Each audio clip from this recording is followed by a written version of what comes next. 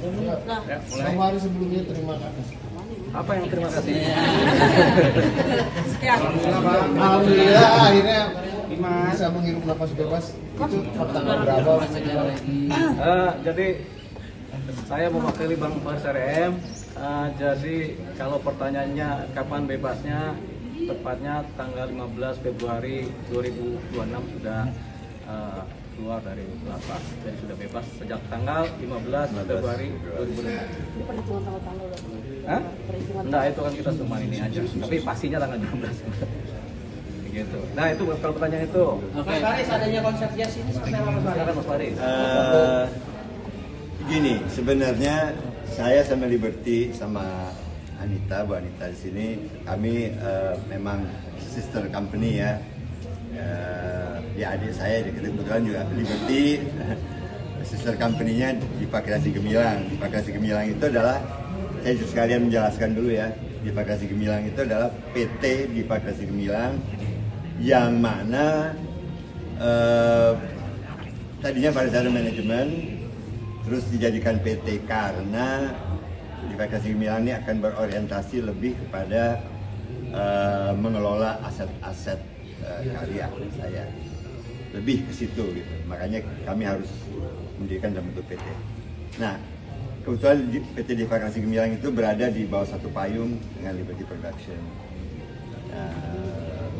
Nanti saya akan jelaskan kemudian. Tapi oke, saya akan membahas, saya akan menjawab pertanyaan tadi.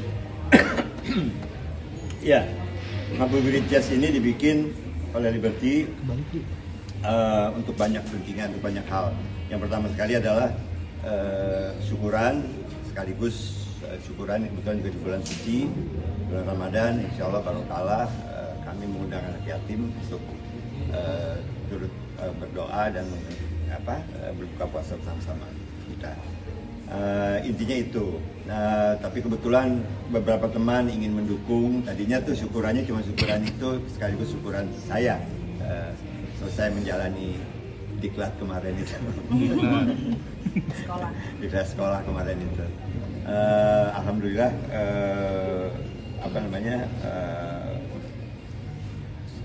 kami bersyukur masa itu sudah berlalu. Sekarang masanya untuk masa depan, untuk masa depan saya akan datang. Saya ingin menjelaskan sedikit. Ini mungkin preskon ini juga bisa menjelaskan sedikit. Saya Faris RM mulai, katakanlah pada saat ini ya, depannya itu mulai menghentikan ya aktivitas Faris RM secara profesional di bidang publisitas. Saya tetap bermain musik, tapi saya tidak lagi mengelola hak apapun dari profesionalisme saya. Semuanya sudah dihandle oleh PT Dipa Kreasi Gemilang yang dimiliki oleh anak-anak saya dan keluarga saya. Jadi mulai ke depan ini saya tidak lagi berhak atas apapun, ya termasuk preskon misalnya. Preskon bisa diatur oleh Dipa dan juga masalah legal Ibu Anita dan masalah aktivitas semuanya oleh tim dari Dipa Kreasi Gemilang. Jadi secara publisitas saya sudah habis masanya, karena saya ingin kembali menjadi manusia normal, main musik asik-asik aja gitu ya, main band asik-asik aja, main tas asik-asik aja, nggak mikirin honor, nggak mikirin apa-apa gitu, seru-seruan aja. Karena masalahnya pesan moral dari diklat kemarin itu dari Tuhan ke saya itu jelas sekali bahwa dengan adanya kasus itu ya, maksudnya kasus di belakang segala macam, saya nggak akan bicara kasus itu, tapi dengan adanya kasus ya, Anda semua juga bisa tahu lah, Anda semua mengikuti kan. Dengan adanya kasus itu, pesan moralnya itu jelas, sudah saatnya Faris memikirkan hidupnya Faris sendiri. Sekarang Faris tidak lagi memikirkan orang lain, semua udah beres, semua berjalan sebagaimana ini aja, karya-karya dikelola, aktivitas dikelola. Saya tinggal ikut aja, monggo silakan, saya tinggal main. Mas, main di sini mas, oke main. Kayak ini juga gitu nih, gitu bilang, mas main mas ya 68, oke, langsung oke aja. Enak sekali sih sekarang, bangun tidur enak, ya. Makan enak, makanya mungkin gemukan ya. Alhamdulillah. Udah berapa usianya Bang Faris sekarang? Hah? Udah berapa usianya? 67. Nah, musisi nggak kenal pensiun kalau usianya 67. Ya, dia nggak kena pensiun, makanya main musiknya terus gitu. Tapi tidak lagi bersentuhan dengan publik, tidak lagi bersentuhan dengan ini sosial media dan segala macam, bahkan tidak lagi bersentuhan dengan handphone. Saya tidak lagi pakai handphone teman-teman, jadi kalau ada apa-apa tinggal kontak ke kapok pakai handphone. Bang Faris kemarin saya jemput Bang Faris ketika bebas. Bebas. Bang Faris sempat jemput. Oh, enggak ada. Saya pulang sendiri. Pulang sendiri, Bang Faris. Kita juga nggak tahu. Kayak film-film gitu. Masuk sendiri, pulang sendiri dong. Bang Faris, ini kan akhirnya Faris kan kembali nih, Bang Faris pasti banyak karya-karya yang tertahan. Mungkin dalam waktu dekat ada single atau album yang direncanakan mungkin? Iya, itu iya sekali. Makanya, tapi sekarang mungkin saya harus apa ya, istilahnya itu dia. Makanya saya butuh waktu untuk sendiri dulu. Jadi sebabnya saya bilang saya nggak mau ngurusin yang lain gitu. Saya mau main musik aja, saya mau berkarya aja, saya mau ini aja. Nanti tinggal bilang, hey, gue punya kalian ini sekian nih, gue keluarin gitu, ke atas gitu. Mau bikin sama Bang Dio juga, mau bikin juga, Insya Allah gitu. Jadi banyak sekali sih, tentu aja. Kalau itu tentu aja. Om Faris, mungkin keputusan buat nggak pakai handphone lagi itu keputusan yang berat gak sih buat Om Faris? Enggak, enak loh, enjoy. Lama nggak sih Om untuk memutuskan itu mikirinnya Om? Enggak, saya pikir sebetulnya setelah saya pertimbangkan, karena setahun kemarin juga selama di klub juga saya nggak pegang handphone kan, jadi ternyata enak gitu. Saya tanya sama keluarga saya tanya sama adik saya ini yang ngurus saya banget, terus saya bilang sama dia, boleh nggak sih saya nggak pakai handphone? Oh boleh, tadi ya udah. Saya bilang, kira-kira ada handicapnya nggak kalau gue nggak pakai handphone untuk tata kerja manajemen segala? Oh nggak ada, dia bilang nggak ada. Paling cuma di instan doang. Ya teman-teman misalnya mau kontak saya nggak bisa langsung lagi gitu. Kontaknya ada nomor kantor di Fakultas Inilah. Lebih merasa tentram kah Om setelah? Oh iya, tentram sekali, amat sangat tentram. Kenapa mungkin Om apa ada trigger yang bikin Om Faris buat nggak pakai handphone atau video? Iya ribet. Artinya, aduh gitu. Saya mesti ngalamin hal yang enggak karena handphone, aduh ampun.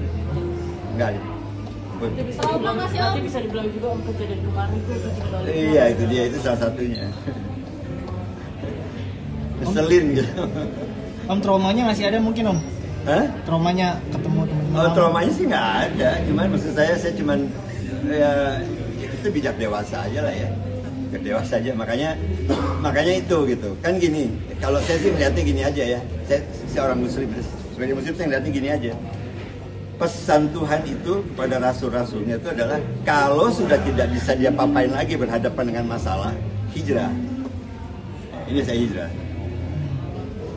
Seperti juga para rasul, saya hijrah. Hijrah dari profesi, hijrah dari sosial media, hijrah dari pergaulan. Saya sekarang pengen mikirin diri saya sendiri dulu deh. Gua dulu enak gitu. Soalnya kalau nggak ribet gitu. Kita mikirin buat orang. Mungkin hijrah juga dalam artian mendekatkan diri ke agama Om. Apa? Guru spiritual. Guru spiritual nggak ada. Guru spiritualnya langsung Allah Subhanahu Wa Taala. Oh mungkin yang sudah dilakukan setelah keluar dari sekolah sekarang ini ya santai-santai aja sama keluarga, sama anak-anak, mau neng. Mungkin hijrah juga dalam artian mendekatkan diri ke agama, lebih mendekatkan diri. Iya, itu juga salah satunya. Walaupun kemarin sebetulnya juga udah dekat juga ya. Artinya saya sangat termasuk keluarga yang cukup religi, tapi kali ini emang saya udah ke situ aja deh gitu. Mungkin lebih banyak kegiatan di agama juga Om. Iya, kesehariannya. Banyak, tapi saya nulis buku. Saya mau terbitin buku ketiga lagi. Setelah 2 buku yang sebelumnya ini kan dari yang diterbitin Kompas sama diterbitin Republika, saya menulis lagi. Yang enak-enak aja. Tapi kemarin seberapa penting sih peran Bang Deo dalam menangani kasus Bang Faris sendiri? Kami teamwork lah ya. Ya, teamwork ini. Teamworknya, solidity teamwork tuh. Saya terus terang nggak bisa menyelesaikan kalau tidak teamwork semuanya. Keluarga, sahabat-sahabat ini, adik-adik saya ini luar biasa sekali. Dengan kita kan musisi, cuman kita kegagalan dikit musisinya. Gue seniman juga gua. Ini juga penari sebetulnya, tapi jadi lawyer. Iya. Jadi lawyer keluarga gitu. Anita ini lawyer keluarga, bukan lawyer kasus loh ya, lawyer keluarga.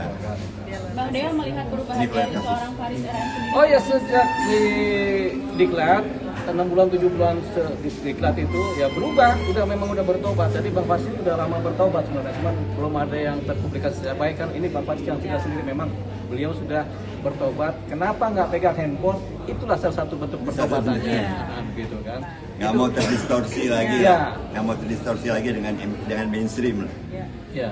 Faris, tapi kalau masih ada tawaran seperti sinetron atau film masih diterima nggak? Silakan Iya. ke Pak Jering bilang, silakan.